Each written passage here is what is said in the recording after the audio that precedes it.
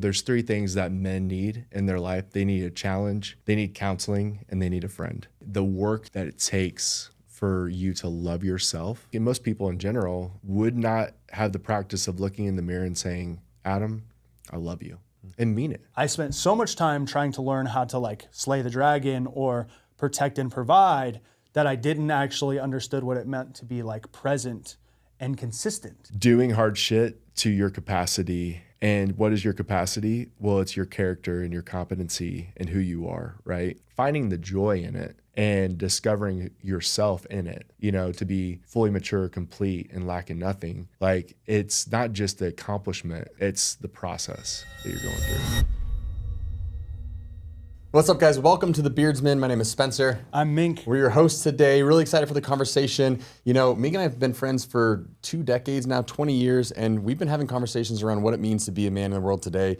And this podcast is really just us sitting down, hitting record, and having a conversation and sharing it with you guys. Yeah, we love to bring on different guests, guys from different backgrounds, different perspectives, and like Spence said, talk about what it means to be a man in the world today. Today we got our buddy Adam on the show. Adam, how you doing, man? What's up, man? How are you? Yeah, Good to have you, man. Thanks for having me. Likewise, I'm really glad to have you here. So there's a lot of different questions we used to start the show off, but I think one of them for you is just you've had a lot of different lives. You've lived a lot of different experiences, right? From faith to fitness, traveling, living all over. And so you've had an opportunity to talk to a lot of different men about a lot of different topics. From your perspective, when you think about manhood, especially in the world that we live in today, how would you define that? What does being a man in the world today look like or mean for you? Man. Well, just giving you a little softball. Start with the easy ones, softball here. You teed it up by saying you had 20 years of friendship and talking with various guys. So you guys have I want to learn from you guys a lot. You have a lot to share. But I think for me, there's three things that men need in their life. They need a challenge, they need counseling, and they need a friend. There's so much that's going on in the life of a man that emotionally and I would say spiritually, physically, mentally, that is a lot of weight. If you ask a woman what's going on in a man's head, she would say probably not a whole lot, or maybe because he didn't really share a whole lot. Not in a negative way, but she doesn't really. And it's hard for men to share, and I think it's hard for men to really be real with themselves. And so that's where the challenge piece comes in. Is how are you pushing yourself? Every day there's a challenge ahead, right? Whether it be work or whether it be family, there's a lot that's at stake, for a man, a lot of weight that men put on themselves to be providers and protectors of their household and of the people around them. And so there's that piece of it. And I would say that's all of it, right? It's holistic. It's mind, body, soul, strength, all those things, right? For counseling, it's for me, I would say this last year 2 years ago was the hardest year of my life because I didn't understand who I was. I understood how I could perform and do a good job, but I didn't understand the layer beneath that. And that was what that meant for me emotionally. And emotional IQ or EQ or whatever you want to say, for so many men, we don't want to talk about emotions. The right emotions are anger, right? You can be angry, but you can't be sad. And so what does that look like for a man to understand their emotions? Well, for me, it was I need counseling. And if you would ask a guy, or if a guy would ask you, hey, you going to counseling? Oh, I don't have a problem. It was always an issue you never went to counseling unless there was an issue. There wasn't a preventative, type of thing. So I would say those two are the most prominent things for men right now. I know I'm not answering the question directly, but I'm answering it from the standpoint of those are what things that's what men need. Yeah. And the last one is friendship. I don't think men entirely know what it means to be a friend. And honestly, I don't think our world really knows what it means to be a friend. A friend that actually has their back through thick and thin and has their best interest in mind. And I would say we've lost the art of friendship, in our society. And so to actually have what you guys have is so rare. Yeah.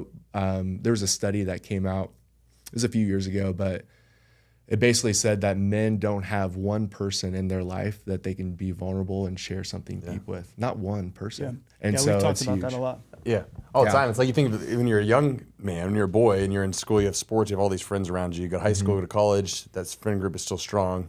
You take a job, you move across the country, you get married, you have kids, like your friend group naturally just kind of dissipates because we have other things going on, right? And you just lose that contact with other friends. It's interesting. I think, we all have our own perspective of it. I feel like I have a little bit of a unique perspective because all of my closest friends that I have kind of grown up with, like Spencer, I've got a handful of friends that I met 21, 22, 23, and I've seen all of them get married and have kids or go on that path. And I'm largely the only one that's still single. And so what's really interesting, that gives me this vantage point of how much it does change over time. Because there used to be a point in time where I could call any one of my friends up on any day and go grab dinner. Let's go get some Or food, go bro. do What are you doing? something. And Go it was hang like out. this, now, whatever. Yeah. And then I always joke with my buddy Jason, because I think he might have been the one that got married and or had kids first. Yeah. And I'm like, hey, what are you doing like 3 weeks from Sunday? Like, can I get some time on your calendar? And it's like, that's the way that it ends up being. And then I think also where I haven't had marriage and kids yet, I've had a business for 15 years. Right. And over the years, that's become more and more intense. Yeah. And so in a lot of ways, that has become where like my responsibility then goes, or my energy and effort goes. And through time, what I've realized is I want to focus on less and less things simply because I want to put the energy into the thing that matters most, which for most of my life has been this business side of things. So it is very interesting how as we get older as men, friendship, I think in the beginning is very easy, especially if you play sports and you're on teams and it's like you've got all these buddies and all this camaraderie and ball busting and hanging out. But if there's anything we've learned at Live Bearded, it's this idea of how isolated and alone a lot of men feel. And I think that's when Spencer and I started Live Bearded, it was literally going to be just like a remote business. We were going to have some fun, travel, build a lifestyle, do our own thing. We wanted it to be based on brotherhood. So like that was why we called it Live Bearded and our friendship and all these things.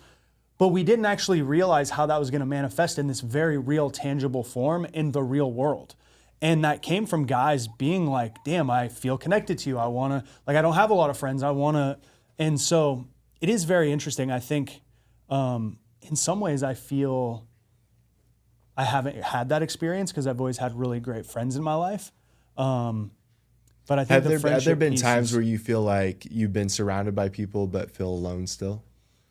I think that's majority of people. Yeah. Especially social media. Yeah. Because you have access to connection at your fingertips. But what's the depth of that connection? Right. How deep are the conversations you're having? If it's just lighthearted, if it's just surface level stuff all the time, like, is that a real friendship?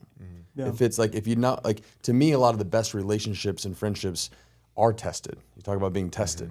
It's like the best friend, 20 years, we've battled, we've tested. And through that battle and through getting through hard times together, builds a bond of true friendship and support. Yeah. When it's not easy, but you still support each other. Yeah, man. Right? You still I find- say that within like Desert City's a CrossFit competition. It was birthed out of our gym, and I'd tell people all the time, like, oh man, I can't do competitions. I don't want to, I don't do that. I'm not an athlete. I'm like, well, a fitness that's not tested cannot be trusted. Same with faith, same with family, same with friendship. Yeah. I mean, if you're not going through any tests, that means you're not trying. Like, if you're not going through some refinement, Totally. like you have somebody that's laying down and being extremely passive, or you have somebody that's just, bulldozing over every conversation, relationship, and, have that authoritarian type of thing. But it's like, you got to test it, and that's like, you guys like super jealous of that, man. That's awesome. 20 years is, I mean, that again, like I said before, it's like, that is unique that you guys have this. Yeah. You touch on the point of like having a lot of people around but feeling alone. I honestly can say I've never felt that way, but it's also because of my upbringing. So growing up, I had a really abusive alcoholic father, and I lost my brother when I was really young.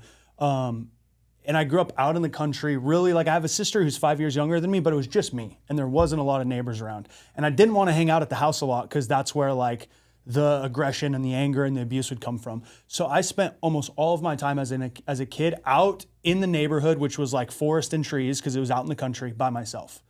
And I developed this like me against the world mentality. And because my dad would always tell me, you can't do this, you're not good enough for this, cussing, screaming, yelling at me, I developed this like chip on my shoulder that was kind of like, fuck you, like I'll prove you.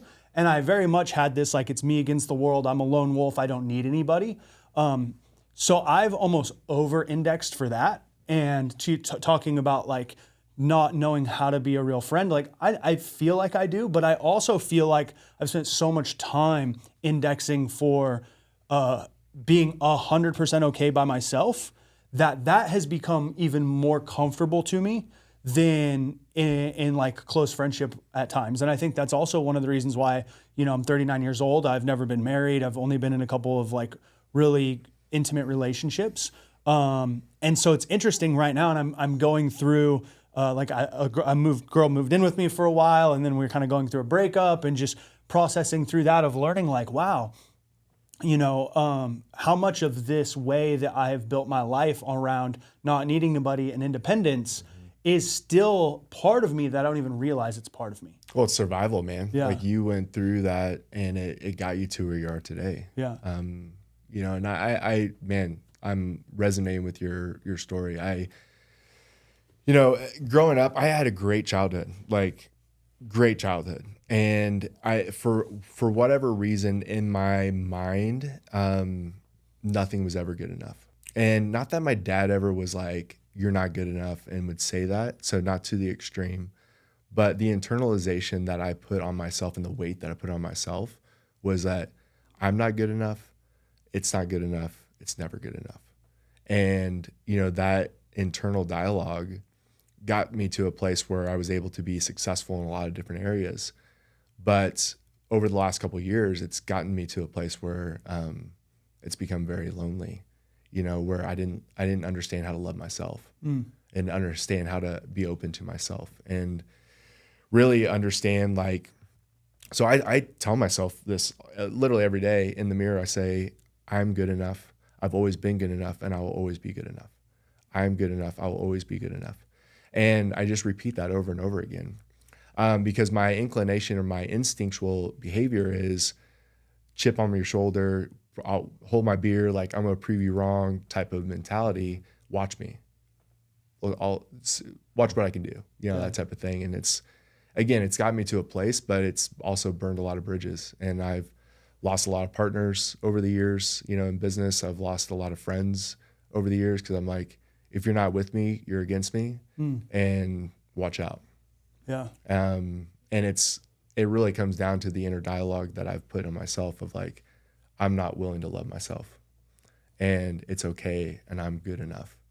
And I don't know where that comes from. I don't know if it's if it's instinctual, like a man thing sometimes, or if funny, it's like, As you're saying that, I'm sitting here thinking because I've been having a lot of reflection and conversations, and there's like these archetypes, right? I don't know all of them, but there's like the lover, the warrior, the king, like there's these different archetypes, right?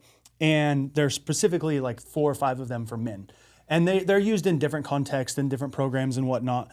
But I spent a lot of my time with Tony Robbins. So like coming out of my environment, I was like, I'm mad at the world. I'm like upset about everything. I don't know what to do. And I just instinctually knew that I had a lot of work to do. And I gravitated towards Tony's message at a very young age, 20, 21 years old. And I went through all of his stuff. And then once I started to make money, I invested into all of his programs, and I got to spend a year of my life with him. And so I have a lot of tools and frameworks from my time with him.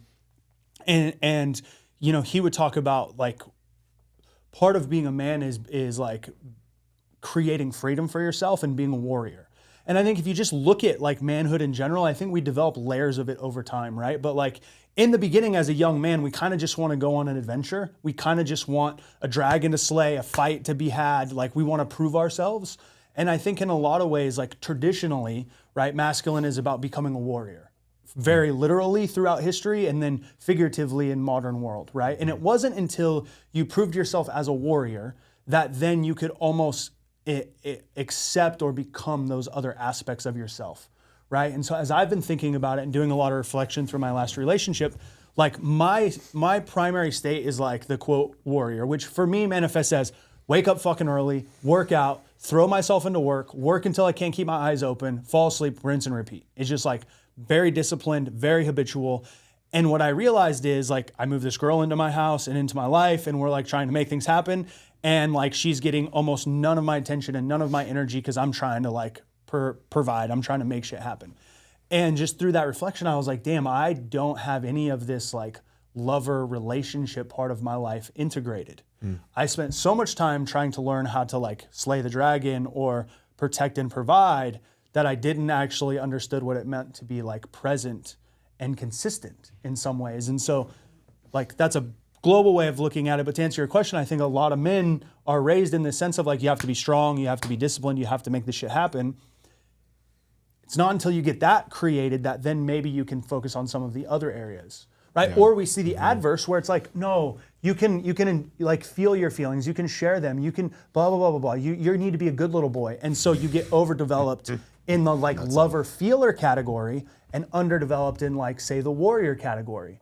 And so I don't know that there's one right or wrong way. Yeah. I think the balance is important, but traditionally men have went for the warrior first and then they could be a lover, right? It's like, what does Rogan say? We were talking about Rogan a minute ago. It's better to be a warrior in a garden than a gardener in a war. Yep. Well, I think that's the use case for the way that it comes together as men in some ways. Yeah, it's fascinating. Dang. Yeah, and both are important. And I can't. It's like they're important at different seasons in life, right? Like you need to be a warrior. And what the distinction I was connecting is like warrior and fighter are two different things. Like with the warriors, the strategic thinking of planning and being intentional versus like reactive and being a fighter, just like swinging. But it just goes to show, like in hearing you say this, it's like if you don't have self-reflection to like audit how you're investing your time, or to your point about getting help and counsel from somebody else, whether it's a mentor, coach, and Tony Robbins, or counseling, it's like sometimes we're just blind to the shit that we don't know. And it's like, this is just what I know, so I've been doing this for sometimes, all the time. All the time. So it's like, I grew up this way, I'm doing this way, I'm optimizing lone wolf. I can't even see outside of my blinders without having somebody kind of assess and give you that perspective.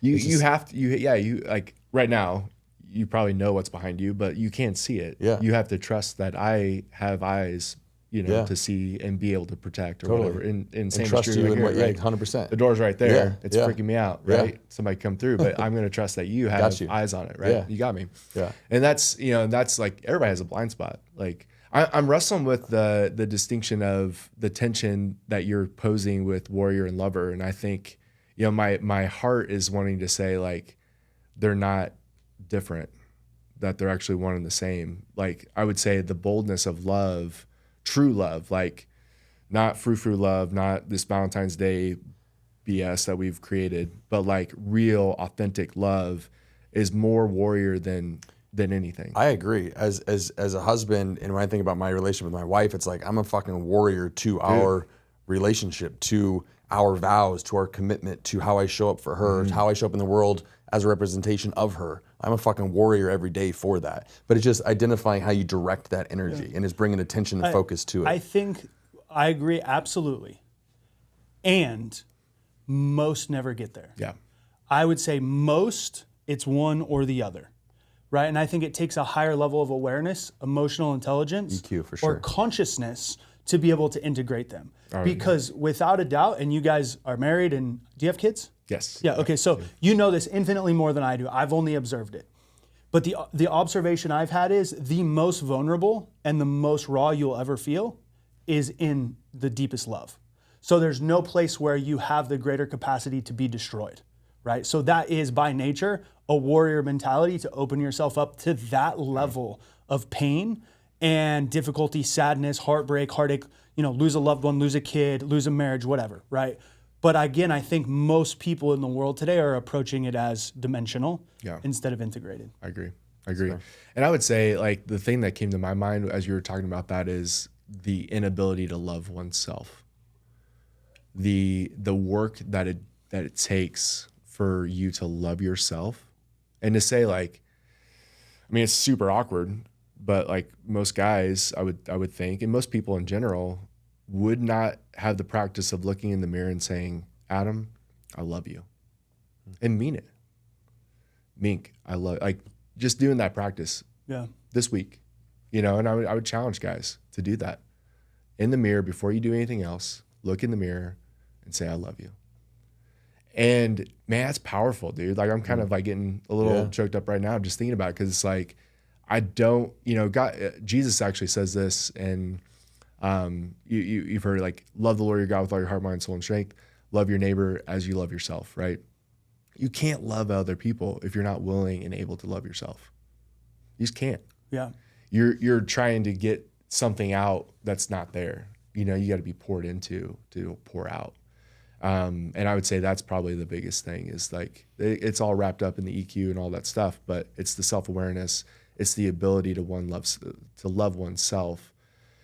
It's that dude, that's a hard work. Yeah. It's a hard work and a lifelong work. Let me ask you this. I'm curious both of your guys' opinion, because I've actually thought a lot about this, because I would be remiss to say that I have spent most of my life not respecting or liking myself for a variety of reasons. To not get into that, but like most of my life I've struggled with like really accepting and liking who I am, because I didn't feel like I was good enough to be where I wanted to be. And I've reflected on how does that affect my relationships and how does it reflect my experience of life. And there's no doubt that it has destroyed a lot of my experience of life. So I think, there's a point of love, of like, man, I really love who I am. For me, I've almost felt like acceptance or respect is more powerful, right? Because as men, I think did I do what I said I was going to do? Right? Do I have self-esteem? Well, what does that come from? That comes from keeping my word to myself, trusting my actions, trusting my behaviors. And when I do that, I have a greater respect for myself. And if I respect myself, then I have more affinity, more love, more acceptance of self.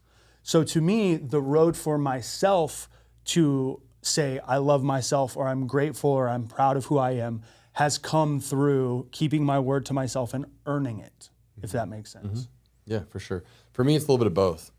Like I've done a lot of self-reflection and work over the last several years. I've identified a lot of like, I don't want to use the word traumas, but a lot of just like stories I told myself, past history of like childhood stuff that I had to kind of work and heal through to find peace, to love myself more. Mm-hmm. So I definitely can relate to like loving myself and healing some of like things from my past, to accept myself for who I am, just for who I am as I am, without any ask. And I also feel intimately that I am most aligned with myself and respect myself when I just, based on my character, based on my actions, not based on who I want to be, who I think I can be, but like how am I actually showing up every day?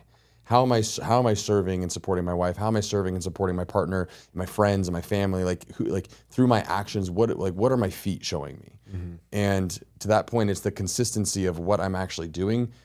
Over time, I can say that I'm proud of the man that I am, and that then gives me confidence in continuing that momentum. Yeah. So for me, it's like a little bit of both sides. Well, I think it's great to have to think about too, because I think one of the problems we fall into in the world is we're told that there's one way to do things. There's a right way or a wrong way, and it's usually my way or the wrong way, right? Yeah. And for me, I've just come to the realization that like to say I love myself doesn't have as much weight for me emotionally. It doesn't drive you as much. As like, damn, I really respect the work that I'm putting in right now, or how hard I'm driving, or the progress that I'm making.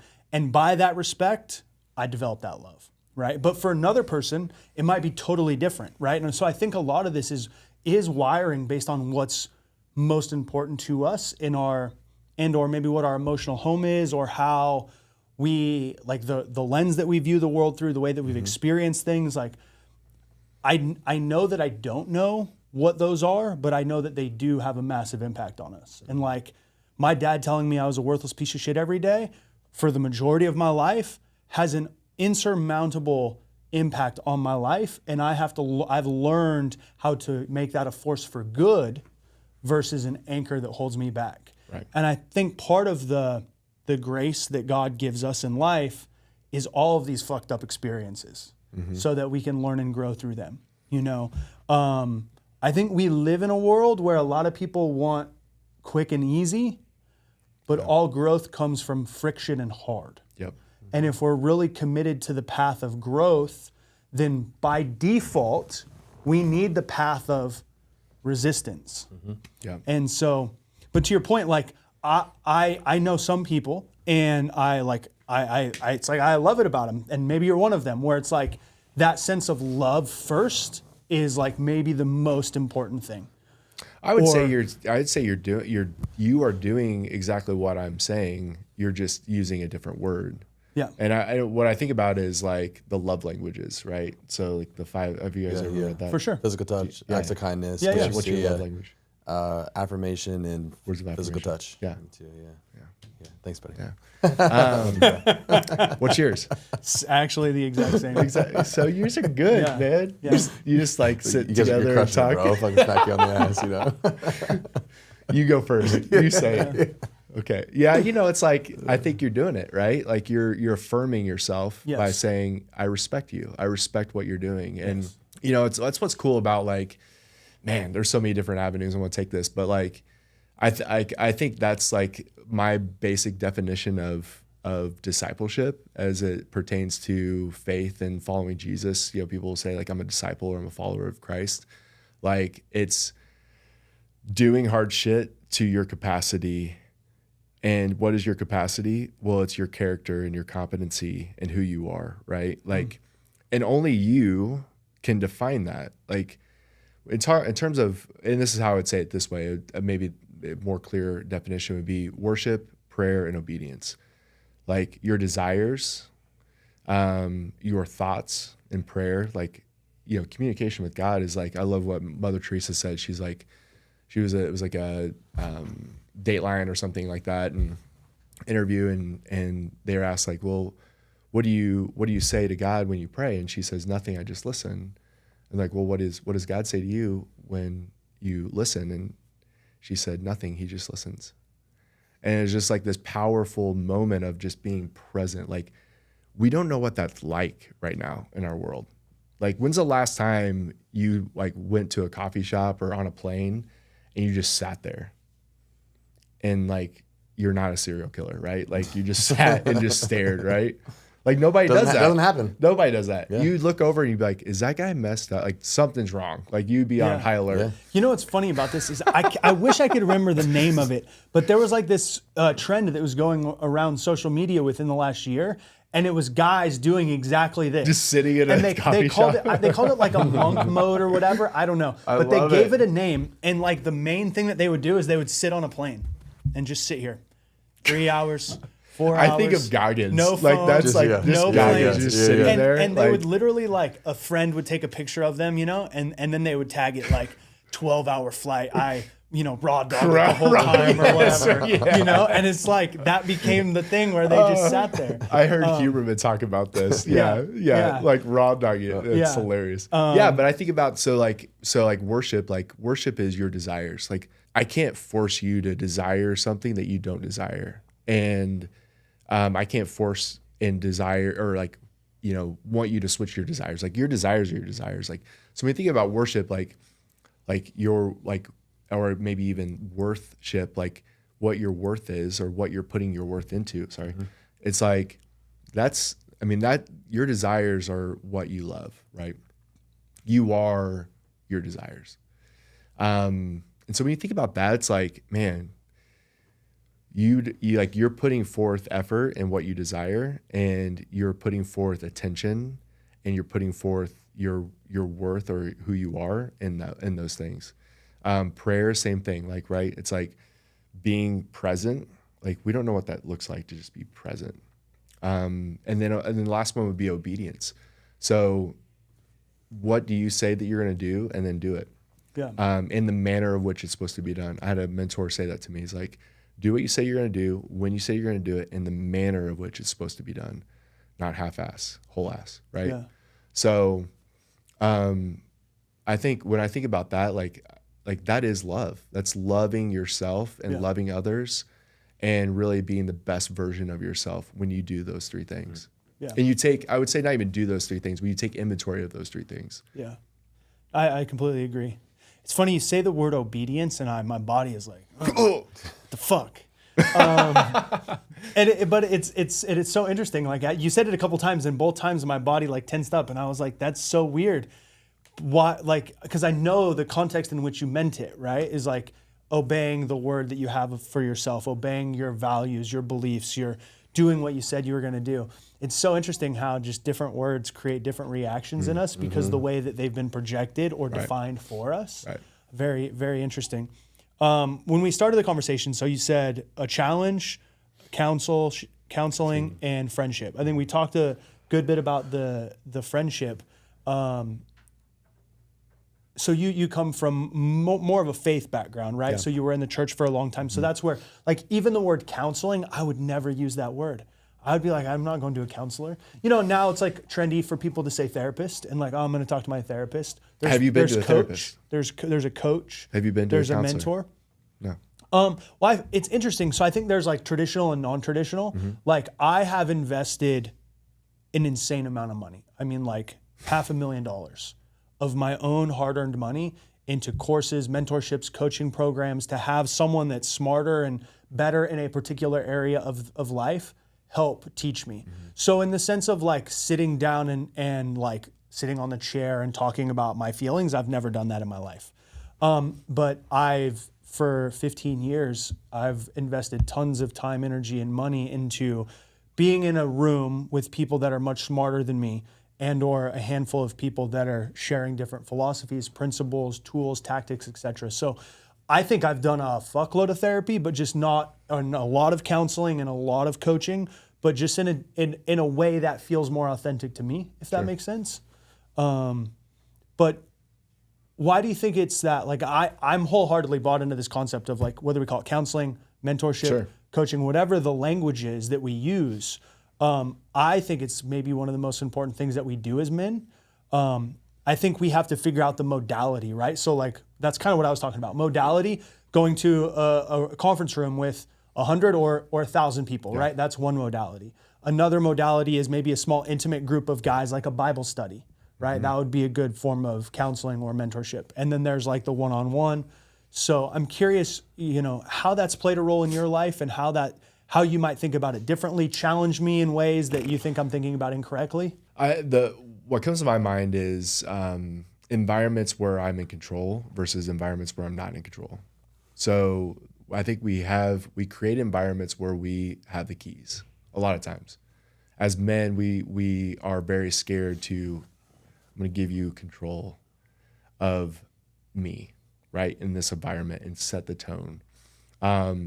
All those things that you just described, I would say for the most part, not knowing all of them, Tony Robbins, love him. Like I think there's what I would then say like very vulnerable moments. So the difference between transparency and vulnerability. Transparency is I have control. Vulnerability is you have control, right?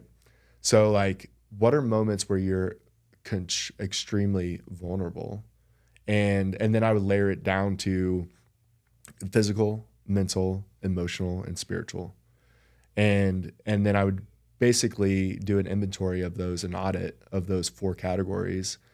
In which of those categories do I feel like I've been in control? In which of those categories do I feel I have somebody in my life that's speaking in my life that I'm completely, utterly vulnerable to, and they have control. And then just do an audit. And I would say like, for most men, I would say for you and for me especially, for all of us, like performance is easy. So like coaching, mentoring, you know, all that aspect, it's like, if it's based off of top line, you know, above the surface performance, like done, I'm all in. And I fought that for a long time. Like, oh, I'm gonna get a coach. And I had several coaches. I'm like, I don't really need, I was a pastor for a long time. So I'm like, it's not like I wasn't into counseling or believed in it. For sure did. But I'm like, that's not for me. So I'd say those are the moments. I would say like Bible study is probably not a great time. Most people are not vulnerable in Bible studies, or like really like a lot of environments, they're just not vulnerable. Like I want to be transparent. You know, it's like whatever, porn or whatever. It's like guys want to talk about. It's like, oh yeah, I kind of occasionally just like, you know, I'm tempted at this. And it's like, but really it's like laundry list of things that actually need to be talking about that they'll never talk about because the environment sets the tone. Do you think that is environmental, or do you think that is individual? Meaning both. Okay. Yeah, because I think like you could put someone who's ready to talk about it, the individual that's willing to go deep, into any environment that creates an opening. Yeah. And I think they would step through it. And then the reverse would be set as well. Like the right and environment. I would say it's leadership, Yeah. right? So my definition of leadership is leaders don't drive results, they steward environments that produce fruit. So you're stewarding an environment that's producing fruit. You know, if you, I mean, you can do the plant analogy or whatever, but it's like if you plant something in, you know, the desert here in Arizona, that's tropical, like doesn't matter how much you water it, how much you do fertilize, all those things, right? It's not going to grow. So it's because it's not in the right environment. And there's certain environments that are like, this is not the right environment. And I think it really is attuned to poor leadership and self-awareness. All the things that we've been talking about factor into that. But yeah, that's what I'd say is like right environments, like one-on-one or, you know, smaller groups, those types of things in the right setting really would yield a lot of fruit from each one of those categories: heart, mind, soul, you know, all those things, right?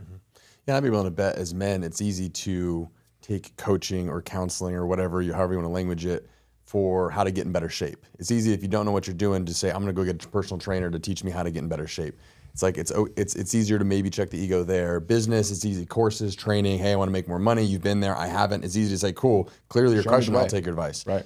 I'd be willing to bet most men though don't invest into the deeper layers emotionally into how am I showing up for my wife, or you know, in relationships or personally, to audit some of those personal things. Because it's easier when I think about like getting a course, like you spent hundreds of thousands of dollars on, you know, advancing entrepreneurial skill sets, et cetera. It's easy to write those checks and say, I'm going to do that because that's what you're orienting towards. But I think There's a return on that investment. there's a return on that. But it's like, okay, on some of the more personal, like relational things, like I don't know that we stop and reflect on that. And in my experience with my girlfriend, who's now my wife, she said, man, you plan all these quarterly planning and annual planning for the business and you do all this, like, where's our relationship going? Like, let's map this out and plan. Like, what are we working towards? What do we need to do to, and it's like, yeah, the amount of thinking and intention in what we were building and who I needed to become to be the partner for her, like the roadmap to success was never really outlined. It's like, oh, we're just dating and we're going to see where this goes. And we're having, you know what I mean? But it was like the intentionality and the assessment was never there for me. Right. And we had to go through some shit to like uncover it. And then it's like, now it's like, no, if you treat it that flippantly, then the result will be as such. Yep. But doing the self-reflection and then putting in the work or getting the counselor, therapist, coach, whatever it is, to help uncover blind spots we just can't see. Yep. It's interesting. I think you're talking about tangible and untangible in some ways, right? Like, because if we're thinking about health, we can see a tangible result. And also, I don't know about you, but I'm only really going to take health advice from someone that might look the way that I would want to look or have the performance that I would want to have, you know? I'm not going to take it from someone who's below me. Same thing in business. Again, you could produce a tangible result. When you get into spirituality, emotions, relationship, it becomes more opaque. It's not as tangible, right? Like, sure, we can witness what looks like an amazing relationship. If we spend a lot of time with someone, then we can witness it in greater depth. I think it just becomes a little bit more difficult to identify who are the people that we should really be trusting, surrendering, or truly believing in what they're saying and doing, because it takes time to see with footsteps.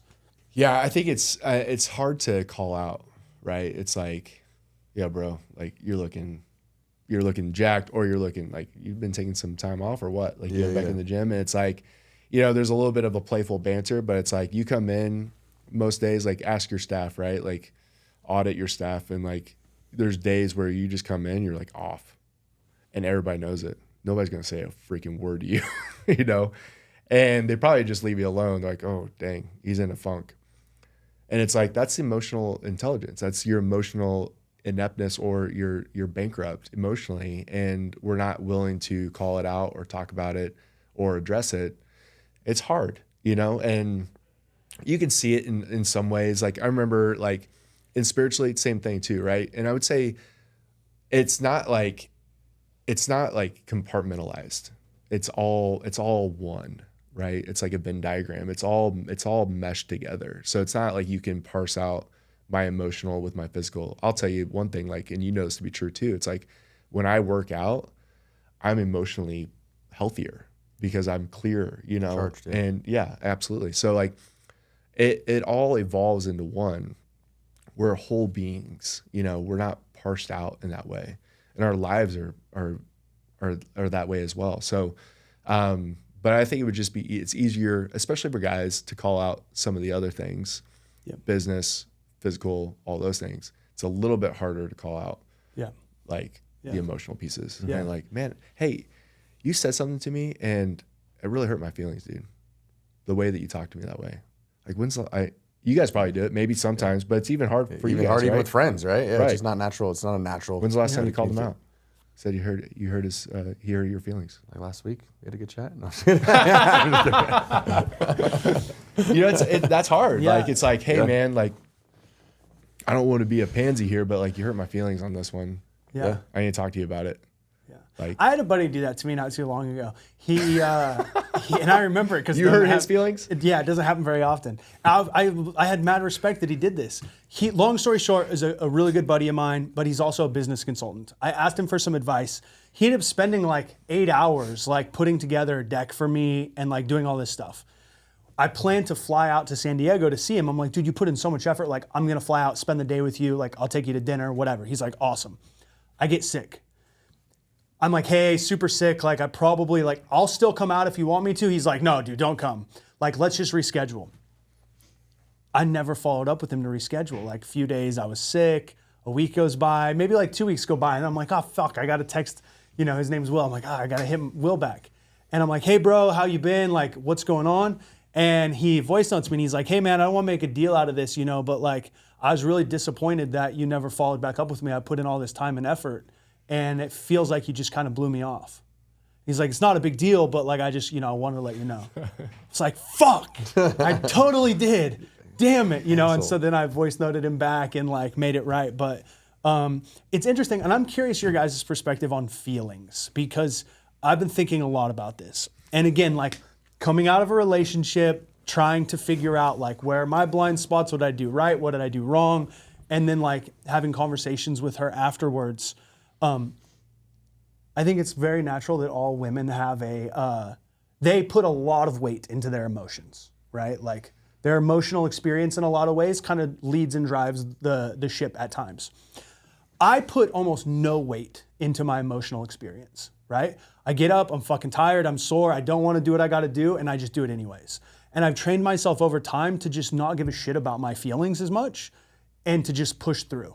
And then it's like, okay, if that feeling keeps coming up, okay, then there's probably something there that I need to address. And then at that point, I'll bring it up. But whether it's the people that I've listened to, you mentioned David Goggins, like different people that I've admired or observed over the years, like one of the lessons that I've taken away is as a man, it's more important for me to be functional and to do what I said I was gonna do than to worry about how I feel or what I'm experiencing in that moment. And even growing up, like in an abusive kind of chaotic environment, I had to disassociate from a lot of my emotions and just go get the job done. Mm-hmm. And so I've been having this conversation both with my past girlfriend and then myself around this idea of like, I just don't put a lot of priority into my feelings.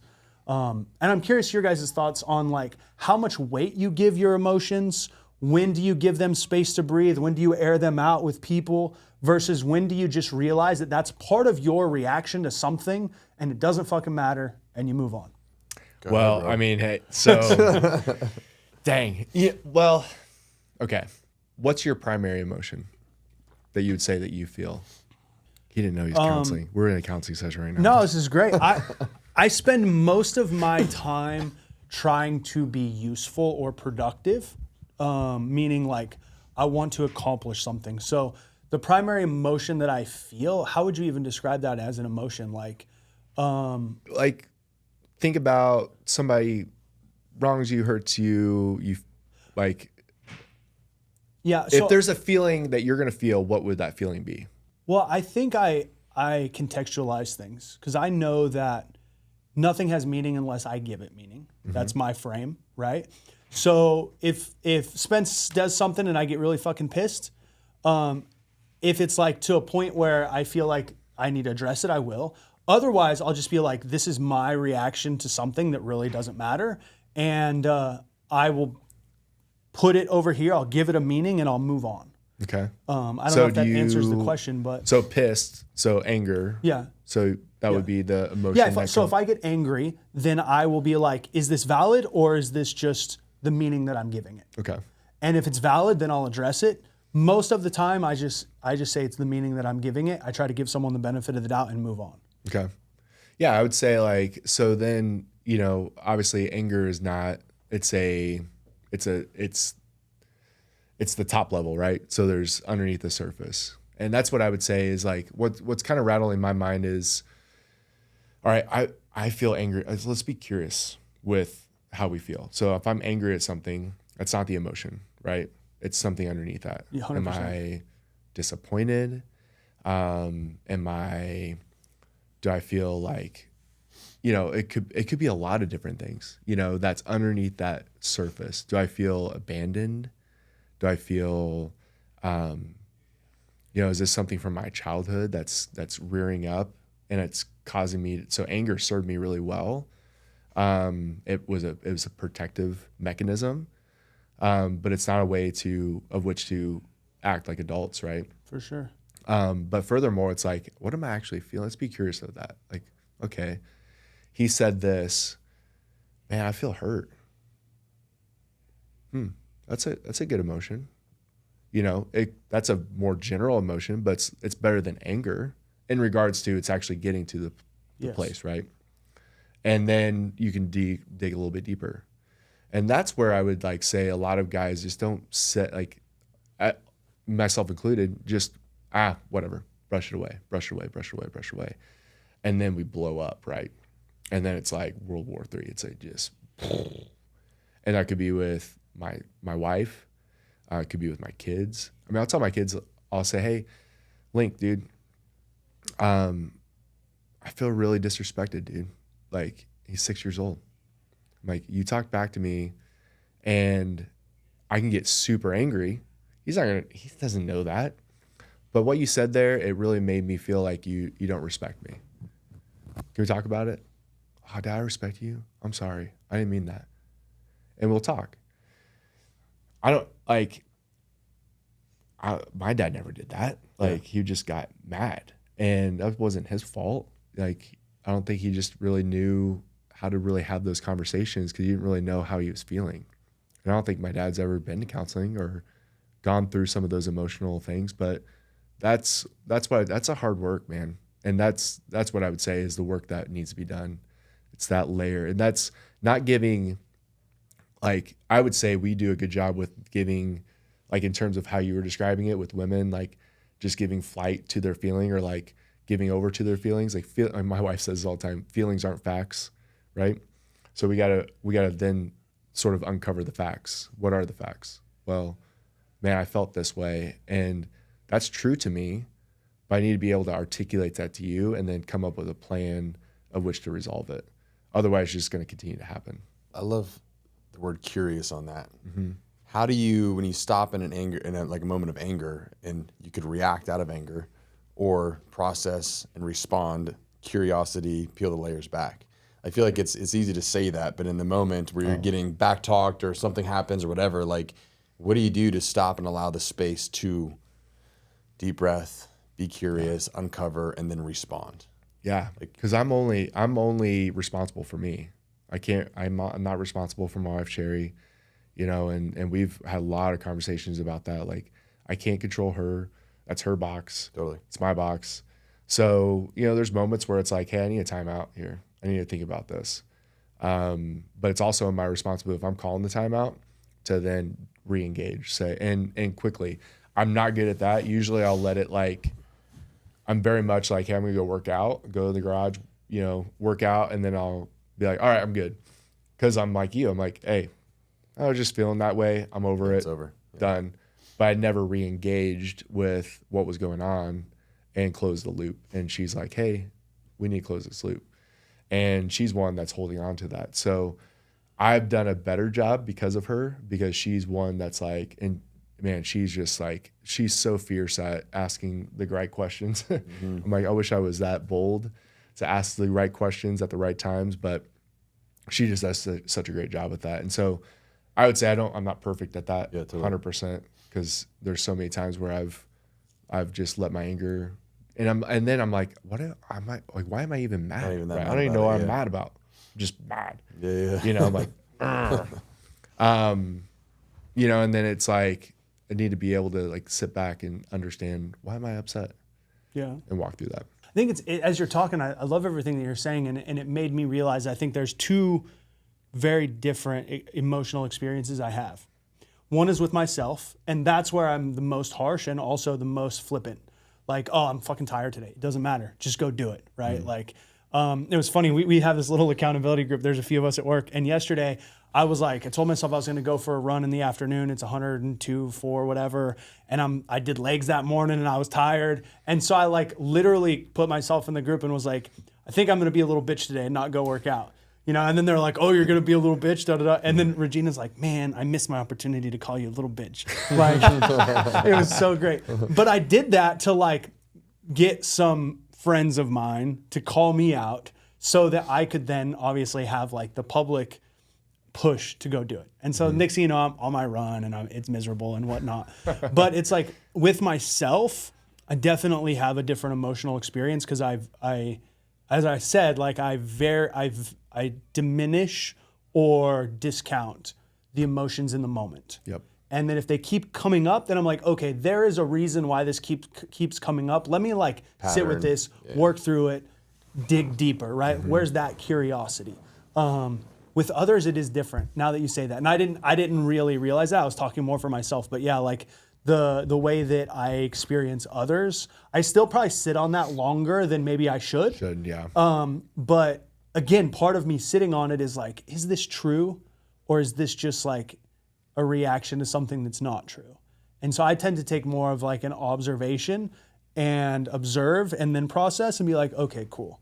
Versus like jumping to it immediately. Right. Which has been very interesting because it keeps mentioning like the last relationship, but like she's like, let's talk about it right now. And I'm like, let me observe this for a day or two. Right.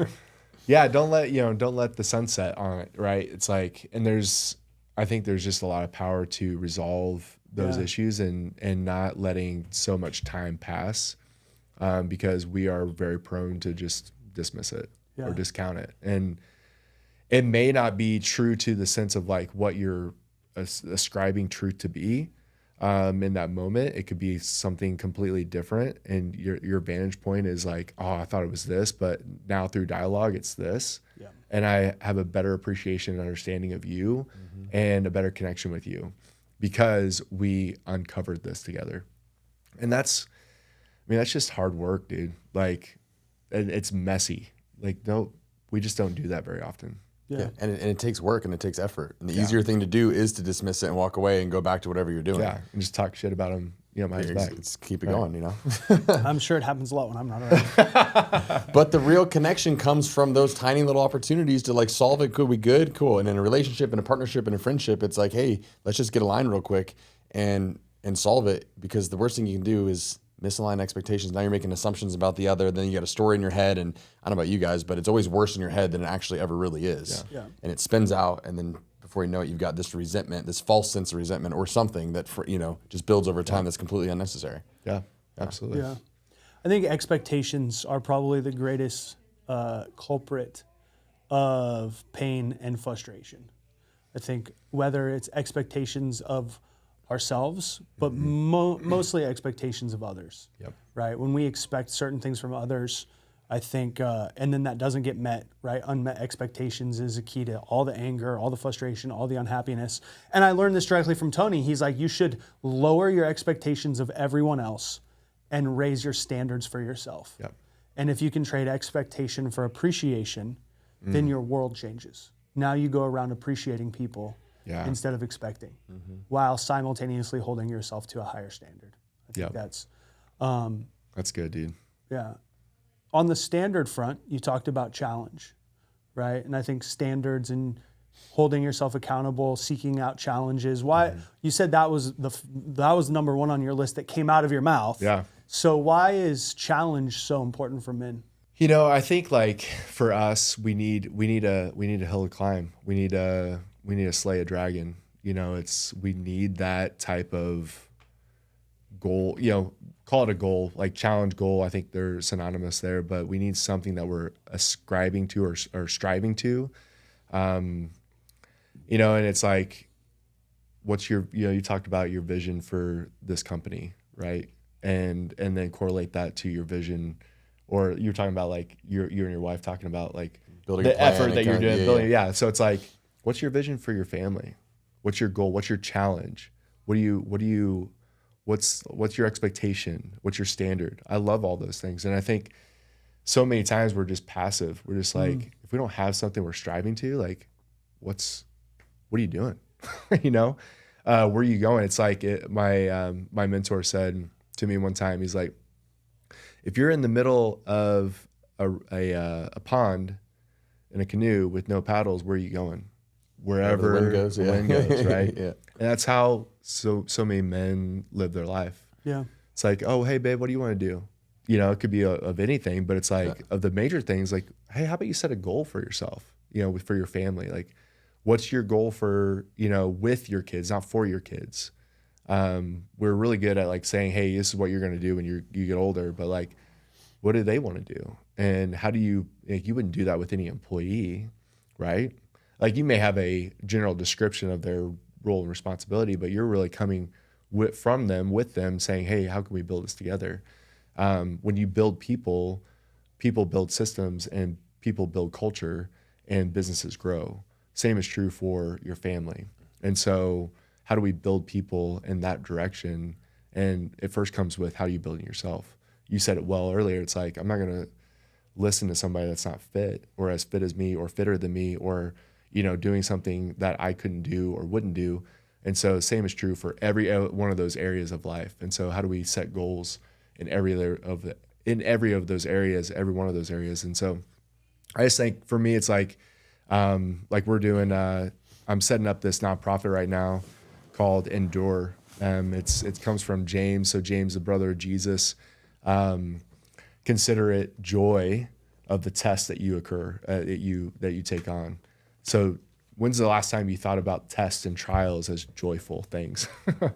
But it's what I love about that passage. It's like, so that you will be complete and lack in nothing, like mature, complete, and lack in nothing. Like, if you asked any guy, like, man, would you want to be mature, complete, and lack in nothing? Every guy would be like, man, heck yeah. Like, that's what, yeah, absolutely. You have to go through tests to be able to do that. You have to go through all the things that we talked about. And I think part of the physical challenge of like doing something really, really hard that you're like, there's no way I could do that.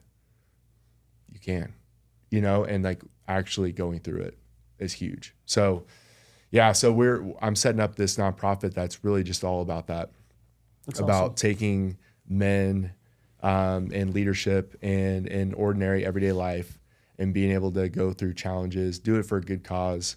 But our first challenge is going to be rim to rim to rim. So sick. Tim's doing that. Is he? Yeah. He would. Sick. Yeah, he rim would. to rim to rim, same day? Yep, same day. Yep. So how far is that? 43 miles.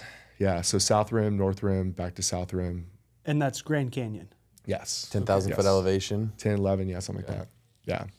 Really? So, but it's like, let's just do something that's completely outside the box and get guys together to do a hard feat. Yeah. And then continue to do that. And I would say like physical aspect is one thing, but then obviously all the other things we talked about is the other thing too. Yeah. Yeah. I think inevitably if something is a big enough challenge, and just let's say physically, right? There is no way to get through it without tapping into the emotional, the mental, and the spiritual, And I think like I'm actually re-listening to Goggins' book right now, Can't Hurt Me. I love it. And he talks a lot about this. Like when he's out there running an ultra marathon, like the biggest battle is in the mind, really. I mean, yeah, the body is screaming, but it's the will, it's the mind to keep going. Yeah. And so I think that is why, it's interesting. I saw this post the other day and it was like how America went from the fittest to the fattest nation on earth, and it's ease, it's comfort, it's a path of least resistance. It's, I want what I want. Mm-hmm. And in so many ways, that is a cancer that then affects everything else. Yep. No different than you see all the fitness stuff that's becoming trendy now and the boot camps and the rim to rim to rims, all these things. Like Why is that? It's because there's only a few things I think in life that challenge all aspects of us. Yeah. And physical is one of them, right? Relationships is one of them. I think, I've always heard that business in its purest form is a spiritual game, because what else do you do that, aside from relationships, that has all the layers of life in it, where you're giving, you're serving, you're leading, you're vulnerable, you've got problems to solve, people to have responsibility for, things to, carry, etc. And it's like, I think the greatest challenge we can do is a challenge that engages all aspects of ourselves, Absolutely. It's one thing to do, there's a lot of different challenges that might pertain to one part, but Do you guys have a challenge that you do every year, or something that you do on a regular basis to challenge yourself physically? Not a specific thing like annualized or anything. No. I'll set certain goals in training just to try to like build up my squat or build up my deadlift, or like constantly change some of the stuff I'm training for, just to mix it up and try to hit targets like that. Yeah. Getting into like running, recovering of a knee surgery or something like that, but not like an annualized, this is a test that I'm going to put myself through every year. No, I've never done that. Yeah, I was listening to, so he talked about Goggins. I was listening to Jesse Itzler, and he's awesome. He, I can't remember the name he puts to Muskogee or something to that effect, but it's like his big thing that he does every year. He has a big ass calendar, and he puts that on his calendar every year. It's one thing that he does. It, like, that stretches him. That just, and I couldn't agree more, man. Like, I think something like that. That's like it should scare you. It's got to be big. It's got to be big. It's got to be, yeah. Because it's not just fitness. Like if you just go work out and it's not really testing you, right. It's not just a relationship if you're not being like truly tested. Like it's about really pushing to see your limits and really push the standard. Right. Because like, and that's, one thing like that is like, I can't just show up on game day, in September and be like, all right, let's go. Like, I'm going to, I might actually die. Like, I got to actually like do the work. Yeah. Leading up and to so it's the process and the journey of which to get to the challenge. Because that's the other thing too, and like trusting the process and taking joy in the journey or the trial. Like that's what James is talking about. So it's like finding the joy in it and discovering yourself in it, to be fully mature, complete, and lacking nothing. Like it's not just the accomplishment, it's the process that you're going through. It's the trials that you're building, and you're building a resilience within yourself and a grittiness within yourself to say, oh man, if I can do that, what's stopping me from doing it? Yeah. I think that's one of the most powerful experiences you can give yourself, to overcome something that you didn't think you could do, and then to realize, wow, you can go so much farther than you thought. Mm-hmm. And it could be little things too, like cold plunging. That's what I love about cold plunging. Every single morning, I freaking hate it. Hate it. Doesn't get easier. Does not get easier. Yeah. When you show up and do it and build that resilience and discipline, it's like, Yeah, but there's studies, Huberman talks about it. I can't do all the science stuff behind it, but I listen to him like, dude, I got to rewind that because I don't know what he said.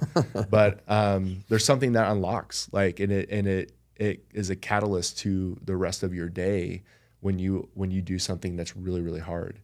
And I know that to be true. Like that's the hardest thing I'm going to do today is get in that cold plunge. Yeah. It's like these conversations, this podcast, whatever it is that I'm doing, easy. That 39-degree water, I don't want to do it. You know what I mean? But you do it every day, and you are really stretching yourself and growing in ways that you didn't think or could imagine. Yeah, 100%. So what's your big one for this year? Well, rim to rim, man. That's that'll be this year. That'll be this year, and and then starting this nonprofit.